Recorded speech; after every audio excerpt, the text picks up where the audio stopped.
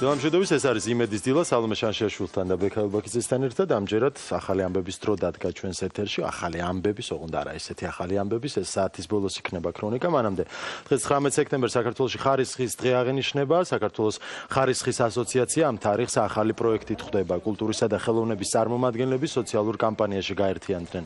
ერთად ვიზრუნოთ ხარისხზე 13 ფოტო ცნობილი ადამიანების ხელმოწერით.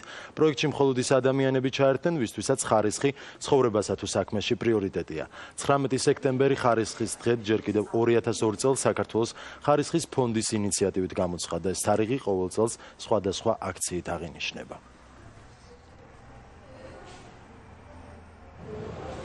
პირველად ხდება საქართველოში, როდესაც ცნობილი ადამიანები ერთვებიან ერთიან აქციაში სლოგანით ერთად ვიზრუნოთ ხარისხზე და ეს არის მხოლოდ დასაწყისი. ჩვენ ვიმედოვნებთ, რომ აი ამ აქციას შეუერთდება სრულიად საქართველო და ამ აქციაში ჩაერთვებიან უპირველესად კომპანიები და ორგანიზაციები. დამოუკიდებელი ექსპერტები სწავლობენ ამა თუ იმ კომპანიის პროდუქტი თუ მომსახურება აკმაყოფილებს თუ არა ხარისხის მაღალ სტანდარტს.